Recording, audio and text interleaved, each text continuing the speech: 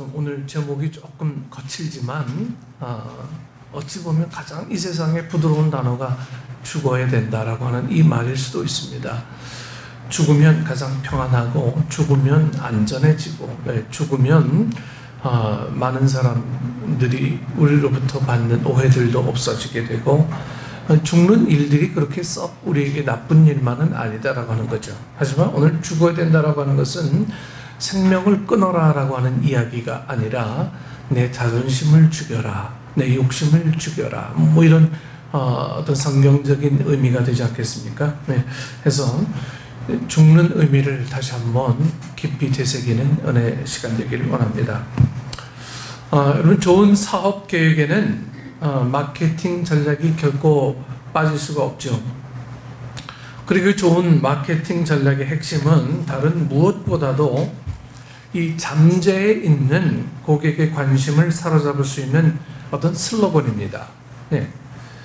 이 잠재에 있는 고객이 슬로건을 본 뒤 그 물건을 사고 싶은 생각이 든다면 그 마케팅은 대성공이죠. 네. 제가 이제 몇몇 회사에서 내놓은 몇 가지 슬로건을 소개할 테니까 여러분들이 어떤 회사의 것인지 한번 맞춰보세요. 네. The choice of a new generation. 이게 어느 회사의 슬로건이죠? The choice of a new generation. 네? 잘 안 드셔보셔서 모르나? 펩시.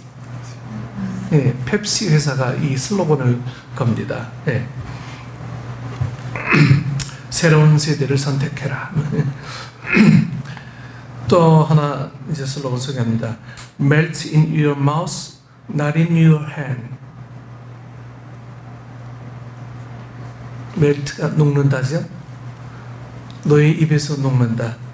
not in your, 너의 손에서 아니고 너의 입에서 녹는다. 세상 처음 들어보는 슬로건입니다. M&M, 네, 초콜릿. 네. 이건 누구나 다 맞출 것 같아요. Just do it. 나이키. 이거는 뭐 금방 나네.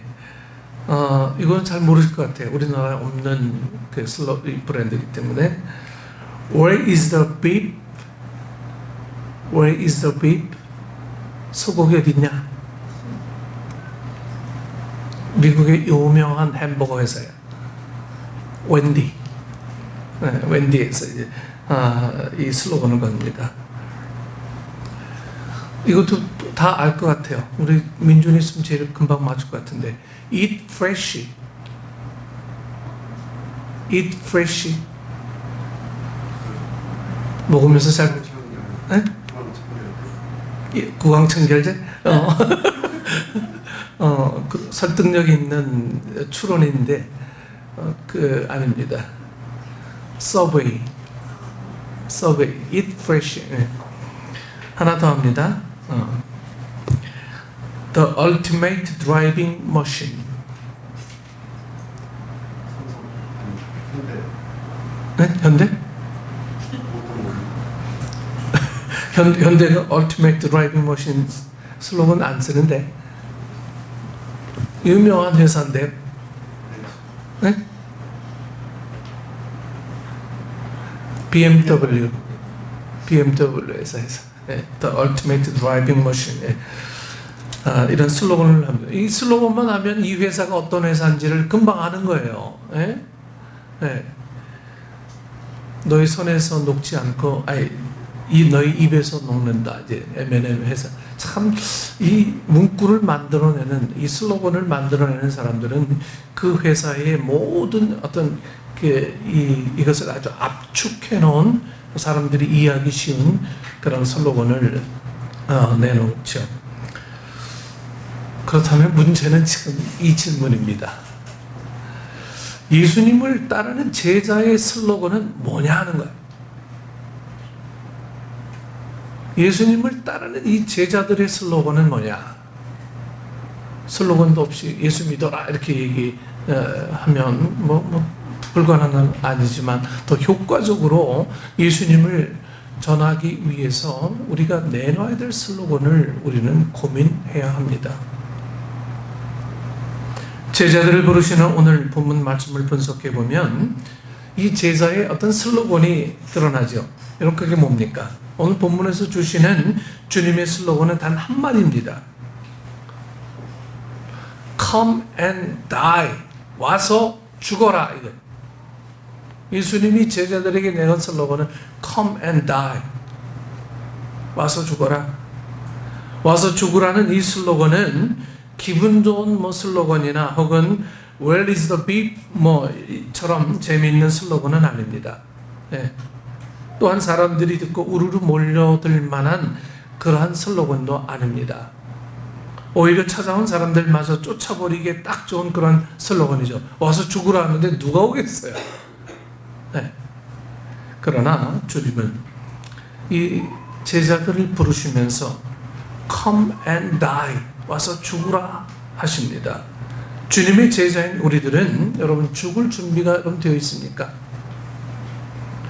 우리는 많은 부분에서 여러분 죽었습니다. 욕심에서 죽었고, 욕망에서 죽었고, 교만에서 죽었고, 권세에서 죽었고, 세상에서 죽었어요. 그런데 혹시 아직 죽지 못한 부분이 있다면 여러분 우리 빨리 죽여야 돼요. 저도 이 죽이는 일이 참 서툴러요. 아직도 살아있어요. 오늘이 바로 와서 죽으라는 주님의 말씀을 따라서 죽기에 딱 좋은 날입니다. 죽기에 딱 좋은 날이 주일날이에요. 이 와서 죽으라는 슬로건과 아주 잘 어울리는 우리 기독교를 대표하는 어떤 심볼이 있습니다. 그게 바로 여러분들이 보는 십자가. 네. 고문과 죽음을 상징하는 십자가가 이 예수님을 따르며 예수님과 함께한다는 이 제자의 심볼입니다. 예수님은 왜 굳이 이러한 십자가를 우리 믿음의 심볼로 여러분 택했을까요? 이 십자가를 심볼로 택하지 않으셔도 좋은 심볼이 참 많은데 평화를 상징하고 예수님께서 세례를 받고 물 위로 오르실 때 내려오는 비둘기 있지 않습니까? 비둘기라는 심볼을 사용하면 참 사람들이 이 기분도 좋고 이럴 텐데 굳이 사형틀 십자가를 기독교의 심볼로 삼았다라고. 양들을 맹수로부터 보호하며 가는 길의 도움과 인도를 의미하는 목자의 지팡이도 심볼이 될 수 있지 않습니까? 노아의 홍수 심판 후에 보여주신 희망과 약속의 상징이 무지개도 있지 않습니까? 근데 무지개는 요즘도 엉뚱한 데 쓰이고 있어요. 이러한 좋은 심볼, 이것을 보면 마음을 푸근하게 하는 심볼들도 많은데 왜 하필이면 이 역사상 가장 잔혹한 사형 도구인 이 십자가를 기독교의 심볼로 사용했을까? 십자가는 로마의 힘과 이 권위를 드러내는 것으로 유대인 같은 피정복민들을 굴복시키기 위해 사용했던 처형 도구지 않습니까? 이스라엘 역사가 이 요세푸스에 의하면 한때는 로마에 항거하면서 이제 반란을 일으켰던 이 반란자들을요, 이 로마 정부가 이제 처형하는 도구로 십자가를 사용했어요. 사람들이 많이 다니는 길거리에 한 번에 한 2,000명 정도를 쫙 줄 세워서 이 유대인들을, 로마에 항거하는 유대인들을 전부 다 십자가에 매달아서 한 2,000명을 그냥 길거리에다가 이렇게 매달았죠. 그 십자가형을 그렇게 집행했다고 합니다. 그래서 십자가는 로마의 힘과 권위뿐만 아니라 피정복민들에게는 어떤 굴욕의 상징이에요. 이걸 보는 사람마다 이 로마 정부에 항거하면 나도 저기에 저렇게 비참하게 달리겠구나. 그런데요, 십자가형을 집행하기 위해서는 이 로마에서도요 많은 투자를 해야만 했어요. 다른 처형 방식, 화형이나 투석이나 독약이나 칼에 의한 사형은 간단하고 아주 손쉬운 방법이잖아요. 비용도 얼마 안 들이고요. 근데 한 사람당 이 십자가를 다 져야 되니까 거기에 따른 이 수고가 너무너무 많이 드는 거예요. 돈도 많이 들고 인력도 많이 들고요. 이 십자가형은 4명의 병사가 붙어야만 이 십자가를 하나 세울 수 있는 거예요. 군대가 필요해요. 다른 처형 방식에 비하면 비싸고 아주 매우 번거로운 일들이 바로 이 십자가 처형 방식이었어요. 그런데도 로마는 피정복민들에게 이러한 십자가형을 자주 행했습니다. 그 이유는 바로 만인 앞에서 죄인을 욕보이기 위해서입니다. 만인들 앞에서 죄인이 아무것도 아니라는 것을 이 민중들의 머릿속에 똑똑히 심어주기 위해서 상징적으로 이 피정복민들에게 굴욕을 주고 더 이상 봉기하지 못하도록 만들어낸 이 사형 도구가 바로 이 십자가형이었죠. 성경을 보면 로마의 병사들이 예수님을 아주 심하게 욕보이고 조롱하고 예수님께 여러분 침을 뱉었어요. 예수님은 온 우주를 창조하신 여러분 창조주이십니다. 온 인류의 구세주이고 왕 중의 왕이십니다. 이런 예수님께서 아무것도 아닌 존재처럼 십자가에서 이 무시를 당했고 조롱을 받으시며 죽으셨습니다. 세상을 발 아래 두시는 왕께서 당신의 발 아래 두는 세상 앞에서 욕을 당하셨습니다. 여러분 이게 십자가예요. 십자가는 또한 어떤 고난의 심볼입니다. 로마인들은 범죄자를 십자가에 달기 전에 예수님에게 했던 것처럼 모진 채찍질을 가했습니다. 여러분 채찍질을 가하기 위해서는 옷을 벗기고 손을 세로로 이 기둥에 이렇게 묶습니다. 그렇게 하는 이유는 채찍을 가하기 편하도록 온몸을 쫙 펴기 위함이죠. 그리고 저항을 제지하기 위함입니다. 채찍질의 횟수는 여러분 정해진 게 없어요. 채찍질의 다리는 그들은 정확히 죽기 직전까지만 때렸다고 그래요. 네. 그리고 이렇게 인사불성의 채찍질을 한 뒤에는 십자가를 죄인의 등에 얹었습니다. 험난한 채찍질로 인해서 상처투성이가 된 등에 그 무겁고 거친 십자가를 얹었으니 여러분 얼마나 여러분 고통스럽겠습니까? 네. 십자가를 그냥 생사람을 그냥 십자가에 달아서 못 박는 게 아니고요. 죽기 전까지 때리고 그 다음에 십자가에 다는 거예요. 네. 이처럼 편안하게 십자가를 질 방법은 없어요. 여러분 그냥 십자가를 진다라고 하면 뭐 질 수 있겠죠. 하지만 죽기 전까지 맞고 난 다음에 십자가를 지는 그 십자가는 여러분 얼마나 여러분 힘들겠습니까? 아예 죽는 게 더 좋겠다라고 하는 생각이 들 정도죠. 그런가 하면 십자가는 궁극적으로 죽음의 심볼입니다.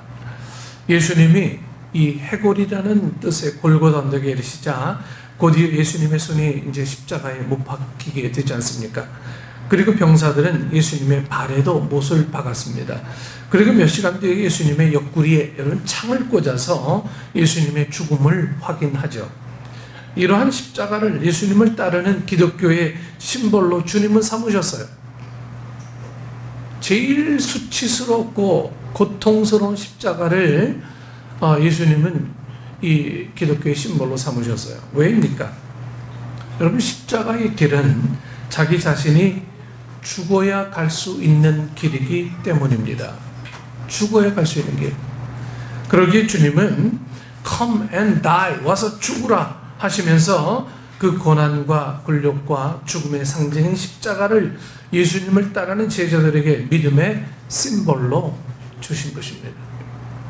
그리고 말씀하십니다. 아무든지 나를 따라오려거든 자기를 부인하고 날마다 제 십자가를 지고 나를 쫓을 것이니라. 그래서 예수님의 제자들은 여러분 죽음을 결심한 사람들입니다.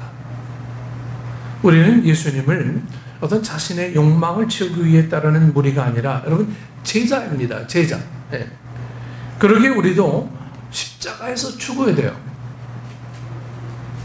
제자이기에 십자가에서 우리 죽어야 돼요.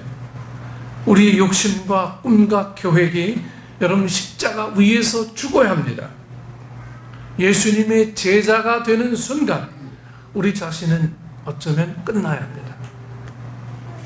그래서 예수님 말씀하시죠. 제 십자가를 지고 나를 쫓을 것이니라.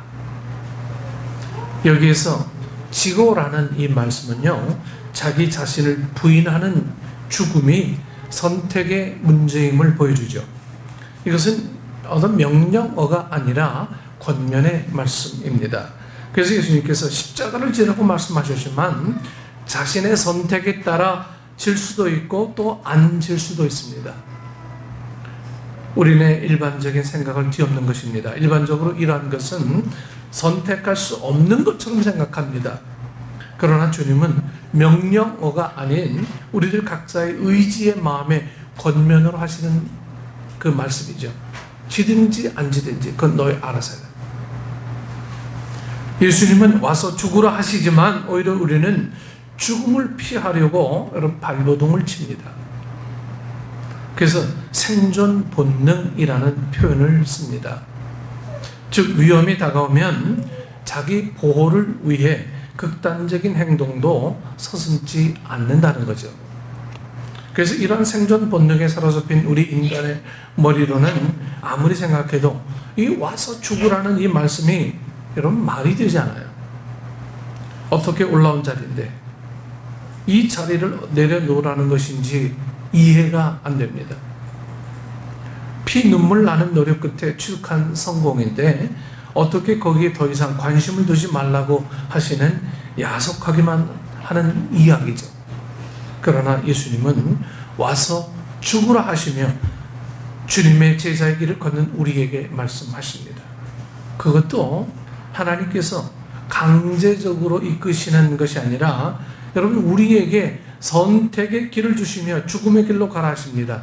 죽으라라고 하시면서 십자가를 지는데 져도 되고 안 져도 돼. 이렇게 말씀하세요.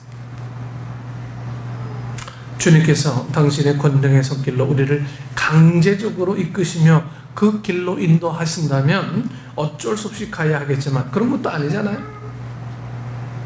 우리의 결단에 의지를 요구하시면서 우리 마음을 다해 자신의 십자가를 지라는 거예요. 죽는 건데 누구나 죽지만 정말 와서 죽을래? 그냥 인생 그냥 살다가 자연적으로 죽을래? 그러게 오늘 말씀해 보면 우리 눈을 번쩍 뜨게 하는 놀라운 부사를 하나 더 붙이셨어요. 바로 날마다입니다. 날마다 죽으라는 거예요. 날마다. 많은 사람들이 오늘 본문을 봉독하면서 제 십자가를 지라는 말씀에만 초점을 맞추지 여러분 이 날마다에는 별 관심을 쏟지 않아요. 십자가를 지라 이거에는 관심 갖는데 날마다에는 별로 관심 갖지 않아요. 그런데요 제자를 부르시는 예수님의 초대에 이 날마다를 넣어야 비로소 와서 죽으라는 주님의 초대가 이제 완성이 되는 거예요. 완성이 돼요. 즉 날마다 제 십자가를 지고 날마다 우리는 자신에 대해서 죽고 예수 그리스도를 따르는 제자의 삶을 살겠노라 결심을 해야 한다는 거예요.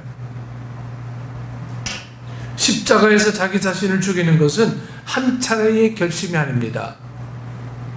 매일같이 죽고 또 죽어야 합니다. 매일같이 죽어야 돼요. 그래서 날마다 나의 욕심을 죽이고 날마다 내가 하는 이 어떤 이성적인 마음을 자꾸만 죽이고 욱하는 마음도 날마다 죽여야 돼요. 은혜 받을 때만 죽이면 절대로 우리 자신을 죽일 수가 없어요. 여러분 은혜 맨날 받습니까? 그렇지 않잖아요. 어떤 때는 내가 원할 때만 받는 경우들이 너무도 흔해요. 내가 듣고 싶은 얘기만 들을 때. 오늘 주님은 십자가를 지라고 말씀하시면서 앞에 부사로 날마다를 붙이셨어요. 날마다. 왜? 우리 의지가 그만큼 약한 거예요.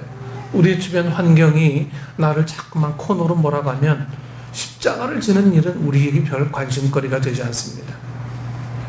내 일이 너무 바쁘고 내가 너무 힘드니까 내가 왜 내가 죽어?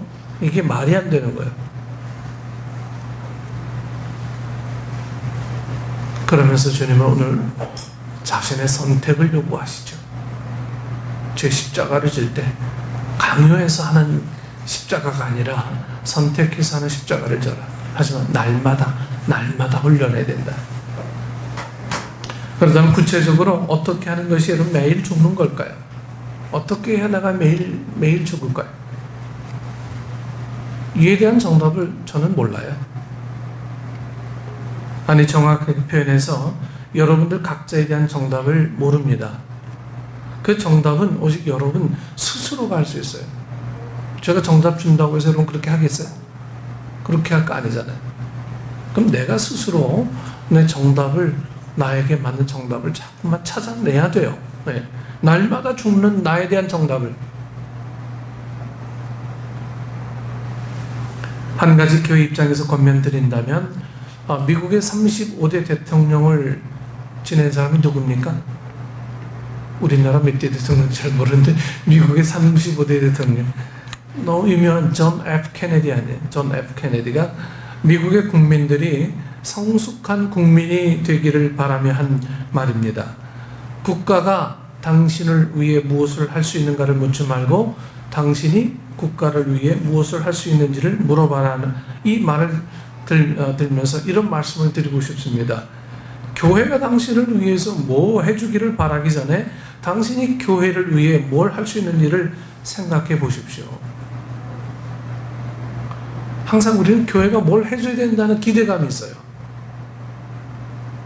여러분, 이것부터가 우리가 정말 십자가를 지는 일에 굉장한 방해 요소가 될 수도 있어요.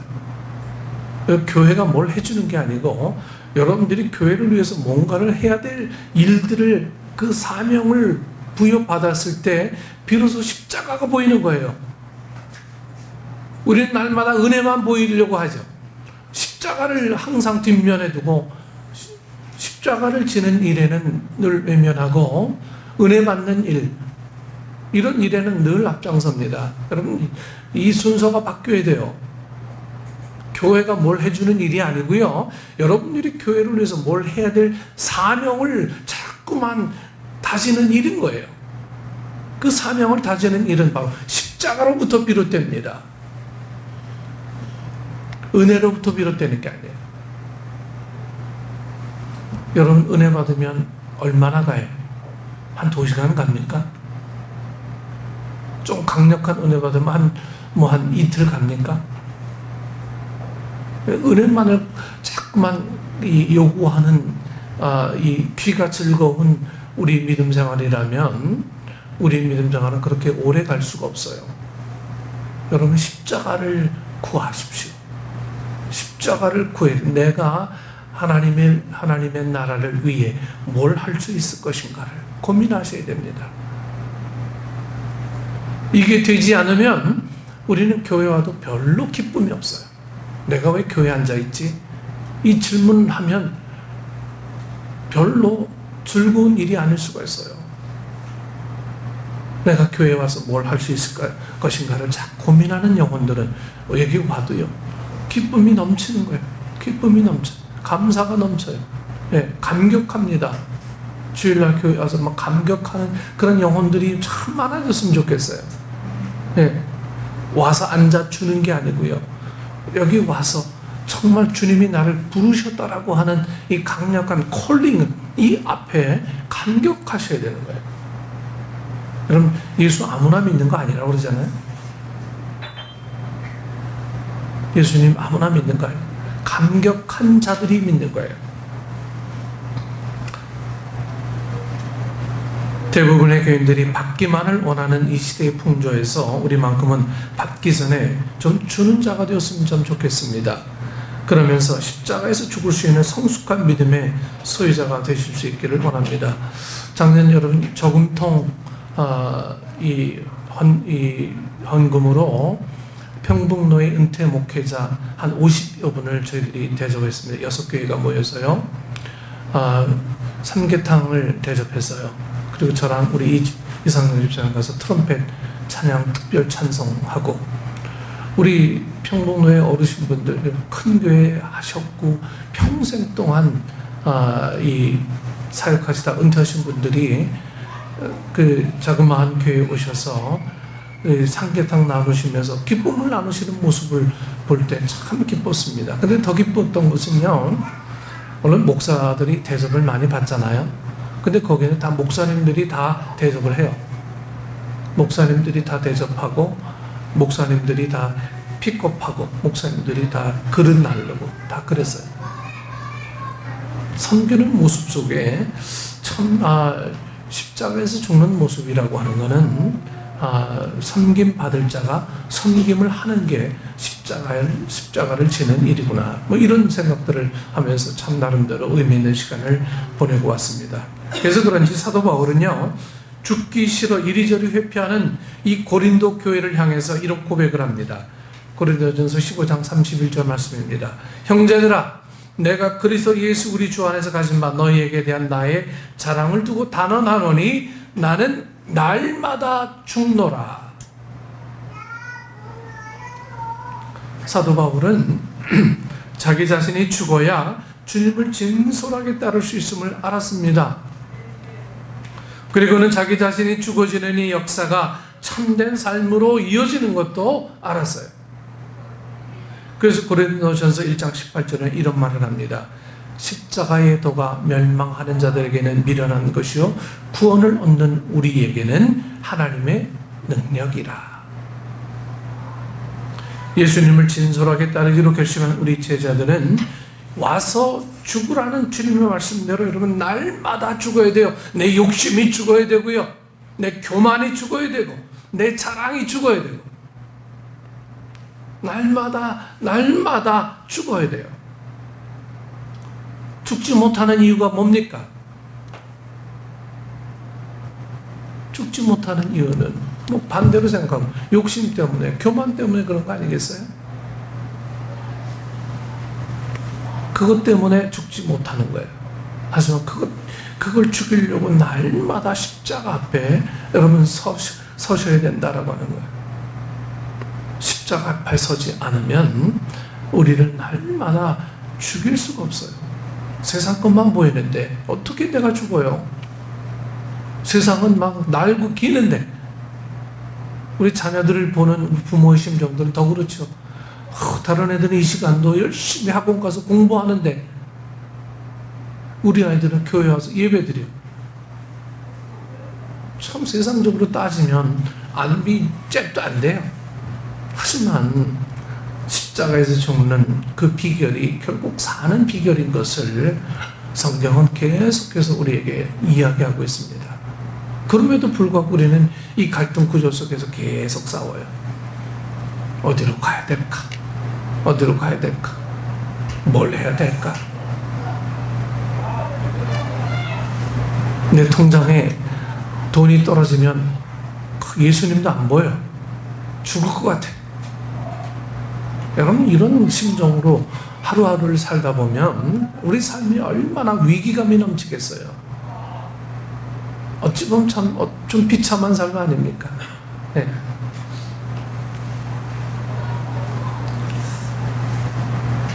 자신에 대해서 죽고 세상에 대해서 죽어야 돼요. 또 남의 이목에 대해서 좀 죽어야 합니다. 그리고 이렇게 날마다 죽는 자에게 주님께서 놀라운 축복의 말씀을 주십니다. 누가복음 9장 24절 말씀입니다.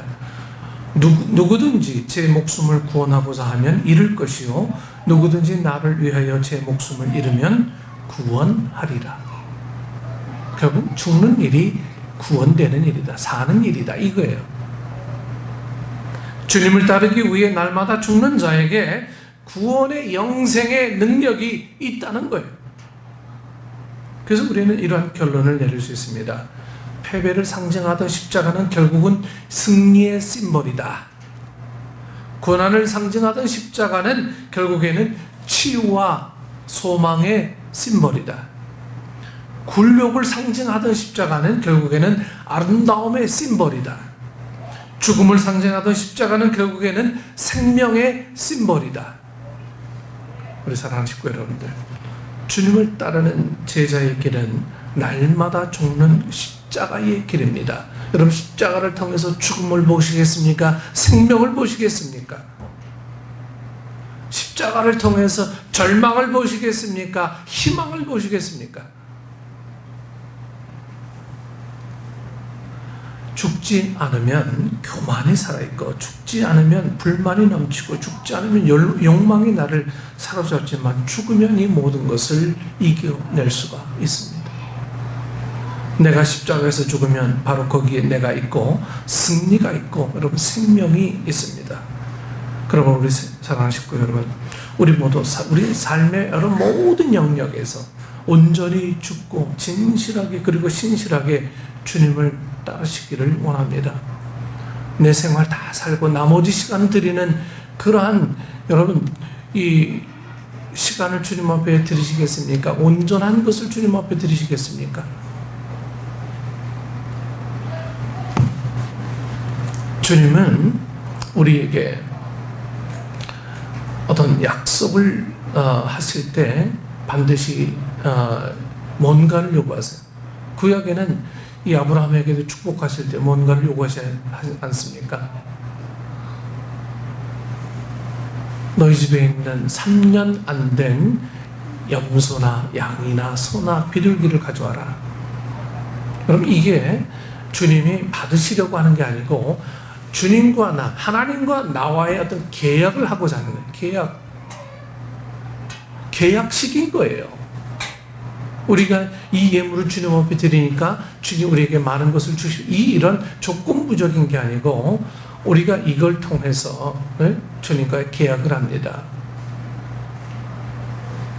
이 계약이라고 하는 것은 어떤 하나님의 어떤 축복이고, 하나님의 어떤 약속이고, 하나님의 축복의 어떤 능력이다라고 하는 것. 그래서 물질을 드리는 거죠. 이 물질이, 이걸 드리면 주님 만복을 허락해 주옵소서, 이런 의미가 아니에요. 주님과 계약하는 거예요. 근데 주님과 계약하는데 3년 더 된 늙어 빠진 거, 다리 하나 뭐 없는 거, 눈 하나 없는 거, 남들이 다 쓰고 버린 거, 이런 거 갖다 드리고 주님과 계약하려고 하는 우리의 마음밭을 좀 버려야 한다라고 하는 거예요. 가장 소중하게 여기는 것들을 주님 앞에 드려야 하는 이 계약의 방식을 주님은 원하세요. 그래서 죽음으로써 주님을 진실하게 따르는 우리의 믿음과 신앙이 진보하는 참된 신앙이 될 수 있었으면 참 좋겠습니다. 우리 재직들이, 우리 온 교인들이 이렇게 결국은 사역을 감당하는 것, 우리 여러분 강제로도 할 수 있지만, 그게 강제로 된다고 해서 이 사역이 됩니까? 내가 죽어야 되는 게 사역이에요. 내가 죽지 않으면 사역이 절대로 이루어지지가 않아요. 우리 교회가 이곳에서 벌써 한 5, 6년 됩니다. 하지만 3분의 2가 넘는 숫자가 이 주일 예배만 참석해요. 수요 예배 참석 안 해요. 그 다른 예배는 뭐 토요일은 아예 안 오시고요. 여러분, 비전이라고 하는 것, 그리고 사역이라고 하는 것, 이 모든 것들은요, 우리가 주님 앞에 헌신하는 순간순간들, 이런 순간순간들이 모여서 비전을 이루고 사역이 이루어져 가는 거지, 주님 앞에 안녕하세요 예배 드린다고 해서 비전이 이루어지는 게 아니라고 하는 거예요. 오늘 우리의 모습 속에서 정말 내가 정말 십자가에 어떤 볼 수 있는, 거기서 생명을 볼 수 있는 믿음의 사람이라면 우리의 삶을 주님 앞에 내어놓는 그런 강력한 믿음의 헌신들을 우리는 필요로 하게 됩니다. 예배자가 안 됐는데 비전이 있습니까? 예배자가 안 됐는데 주님께서 주시는 은혜가 우리에게 무슨 소용이 있겠습니까? 주님과의 계약의 관계가 되지 않는데, 우리가 쓸모없는 그런 예물을 드리는데 주님께서 기뻐 받으시겠습니까? 우리 가장 중요한 것들, 우리 가장 소중한 것들, 이런 것들을 드릴 때 주님께서 우리와 계약 관계를 통해서 아름다운 약속의 일들을 보여주시죠. 오늘 여러분들이 내가 죽어야 된다라고 하는 이 말들은 결국 살아야 된다는 말로 우리 귀에 들려오실 수 있기를 축원합니다. 그래서 진정 우리가 이 세상에 사는 방법, 여러분 아까도 우리 이상수 선생님 기도해 주셨지만 세상에는 지금 온갖 전쟁과 기근과 이 온갖 이 생명의 위협이 막 넘쳐납니다. 예. 지금 미국에는 뭐 독감 때문에 뭐 8,200명이 죽었고요. 예. 뭐 중국에는 뭐 신종 코로나 바이러스로 인해 온 세계가 지금 막 들끓고 있어요. 전쟁에서 뭐 좀비 영화, 그리고 이제 바이러스 뭐 전파되는 영화, 이게 괜히 나온 게 아니에요. 다 미래를 내다보는 사람들이 앞으로 전쟁 영화에는 그렇게 되겠다. 앞으로의 역사는 그렇게 되겠다. 제가 의미 있게 본 영화 중에 하나는 페이첵이라고 하는 영화입니다.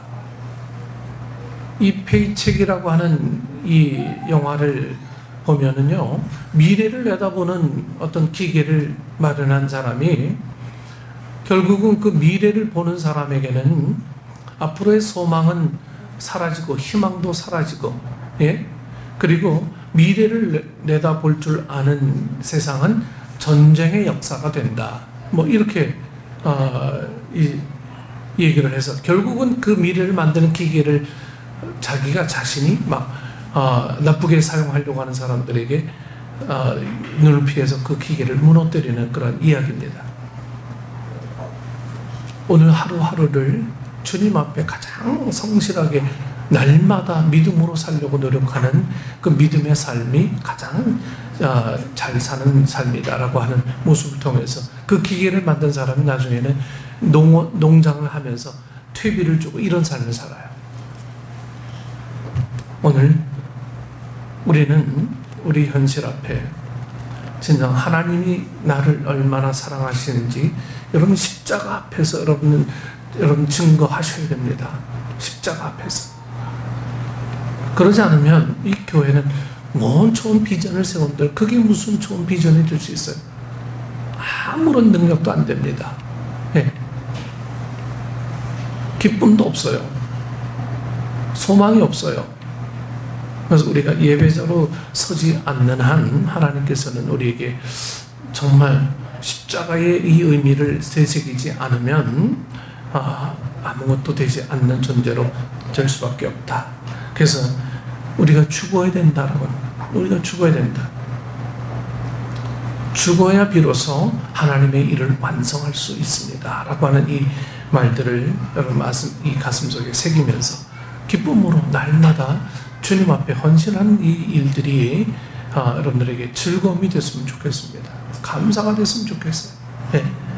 오늘 우리 고등부 청년부 공부하면서 주님은 우리에게 말씀하실 때 소유하라고 말씀하지 않으셨고 흘려보내라고 말씀하셨다. 이 말씀을 잠깐 나눴습니다.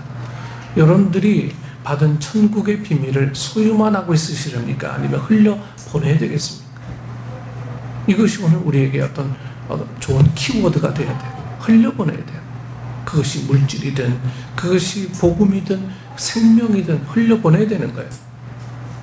그래야 그것이 가치가 생겨나고 거기에 의미가 생겨납니다. 그래서 여러분들에게 이 십자가 앞에 선 여러분들은 이 영적인 변화가 막 체험되어야 돼요. 영적인 변화가. 그리고 능력 있는 삶을 살아야 되는 거예요. 네. 그리고 주님 안에 있는 새 생명의 역사를 매일매일 날마다 체험하셔야 합니다. 그래야 내가 죽는 거예요. 내가 죽지 않으면 다 남일이에요. 다 남일이고 다 누군가는 뭐 해야겠지라고 하는 일이 됩니다. 그래서 여러분들이 기쁨으로 이 사역을 아름답게 이루셔서 하나님이 여러분 삶에 정말 잘했다 칭찬하고 주님이 인정하는 그런 기쁨의 삶이 되기를 축원합니다. 기도하겠습니다. 아버지 하나님, 날마다 내가 죽어야 되는데 내가 죽지 못해 벌어지는 수많은 어려운 일들이 우리를 더 어려운 지경으로 빠져들게 만듭니다. 나는 정말 자신 있고 믿음 있고 똑똑한 것 같은데 우리의 삶을 보면 온갖 허점투성이이고 정말 주님 앞에 엎드리지 않으면 안 될 일임에도 엎드리지 않고 해결해 나가는 이런 이율배반적인 그러한 삶을 우리는 혹시 살고 있지는 않은지 다시 한번 십자가 앞에 서서 나를 돌아보고 주님의 은혜를 간구하는 축복의 우리 식구들 될 수 있도록 주님 인도해 주시옵소서. 성령님만이 그렇게 그런 가능의 역사를 이루실 것을 믿습니다. 성령님 붙잡아 주시고 우리가 진정 십자가의 삶으로 살아갈 수 있는 저희들에게 주님 인도해 주옵소서. 예수님 이름으로 기도드리옵나이다. 아멘.